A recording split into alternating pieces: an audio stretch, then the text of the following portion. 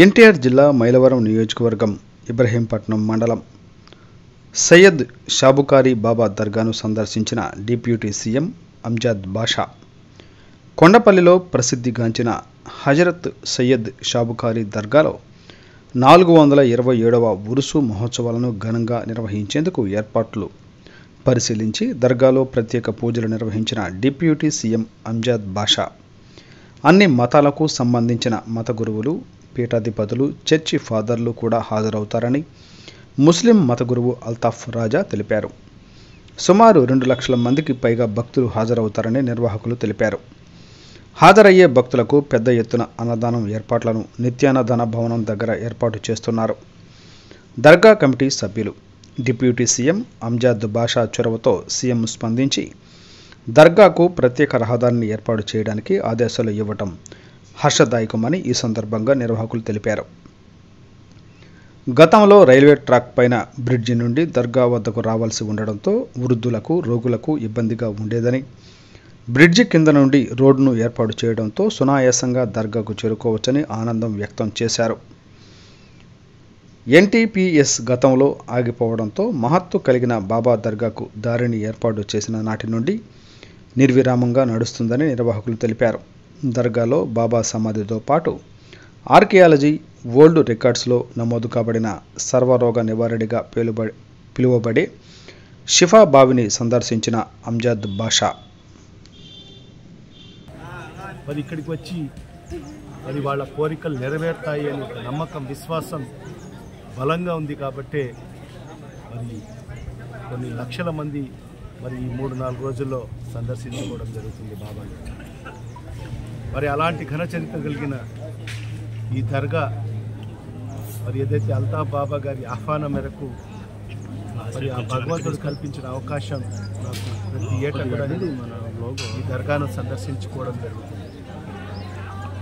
నిజంగా ఈసారి ఈ యొక్క ఉరుసు మహోత్సవానికి, ఈ దర్గా యొక్క ఉరుసు మహోత్సవానికి ఒక ప్రత్యేకత ఉంది. ఎందుకంటే ఇప్పుడే చెప్తున్నారు పెద్దలు, గత 50 ఏళ్ల మునుపు మరి ఇక్కడ ఈ దర్గాకు మరి ఇక్కడికి ఈ స్థలం అంతా కూడా దర్గాకు సంబంధించిన స్థలం. మరి అందరు కూడా భక్తులందరూ కూడా మరి కాలినడకన ఇక్కడికి వచ్చేవాళ్ళు. మరి మధ్యలో ఇక్కడ ఏదైతే ఎన్టీపీసీ ఇక్కడ ఏర్పాటు చేయడం వల్ల మరి ఆ స్థలాలన్నీ కూడా మరి ప్రభుత్వం మరి అక్వైర్ చేయడం వల్ల మరి పైన ఒక వాకవే బ్రిడ్జ్ వేయడం జరిగింది. మరి ఈ 45-50 సంవత్సరాలుగా మరి మహోత్సవం ఏదైతే ఉరుసు మహోత్సవం సందర్భంగా కానీ, గంధోత్సవం సందర్భంగా కానీ మరి పెద్దలందరూ కూడా, వయసు భయపడిన వాళ్ళందరూ కూడా రావాలంటే, చిన్నపిల్లలు రావాలంటే చాలా ఇబ్బందికరమైన పరిస్థితులు ఎదుర్కొంటున్నారు. మరి మా ప్రభుత్వం అధికారంకి వచ్చిన తర్వాత కూడా నేను ప్రతి ఏటా కూడా మరి మహోత్సవంలో నేను పాల్పంచుకోవడం జరిగింది అల్తాఫ్ బాబా గారి ఆహ్వానం మేరకు. మరి ప్రతి ఏటా వచ్చినప్పుడు కూడా మరి వాళ్ళు ఇదే మాట చెప్పేవాళ్ళు. మరి వాళ్ళ అధికారులతో మాట్లాడి మాకు కింద నుంచి, ఎందుకంటే లక్షల మంది భక్తులు వస్తారు, ఒక నమ్మకం, విశ్వాసంతో వస్తారు. మరి చాలామంది పెద్దలు, వయసు పైబడిన వాళ్ళందరూ కూడా వస్తారు. మరి ఆ మెట్లు ఎక్కక మరి అక్కడే ఉండి అక్కడి నుంచే వాళ్ళు మరి ప్రార్థనలు చేసుకుని అక్కడి నుంచే వెళ్ళే పరిస్థితి ఉంది.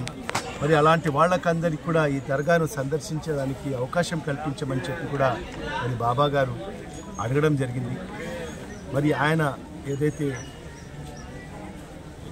యొక్క బాబా గారి యొక్క ఏదైతే మాట ప్రకారంగానే మరి గౌరవ ముఖ్యమంత్రి గారి దృష్టికి తీసుకెళ్ళి మరి ఏదైతే ఈ అధికారులతో, ఎండి గారితో మరి మాట్లాడిన తర్వాత మరి ఈరోజు ఈ 3-4 రోజులకు గాను మరి ఈ భక్తులు ఎవరైతే వస్తారో వాళ్ళకందరికీ కూడా కోసం ఒక ప్రత్యేకమైన కింద నుంచే ఒక ద్వారాన్ని కూడా ఏర్పాటు చేయడం జరిగింది. నిజంగా నేను మన గౌరవ ముఖ్యమంత్రి గారికి నేను మనస్ఫూర్తిగా మరి కృతజ్ఞతలు తెలియజేసుకుంటున్న యావత్ ముస్లిం మరి ప్రజల తరఫు నుంచి. మరి ఇంకొకటి ఏంటంటే, ఇది దర్గా యొక్క ప్రత్యేకత, ఇది మత సామరస్యానికి ప్రతీక. ఇక్కడ కేవలం ఒక ముస్లింలు మాత్రమే కాకుండా మరి అన్ని సామాజిక వర్గాలకు సంబంధించిన వ్యక్తులు అందరూ కూడా ఇక్కడ ఒక నమ్మకం, విశ్వాసంతో వస్తారు.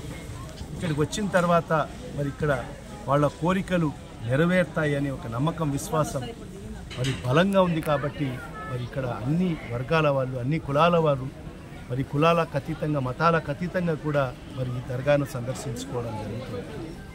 ఇది చాలా ప్రత్యేకమైన విషయము. ఇది మత సామరస్యానికి ప్రతీకైన దర్గా ఇది.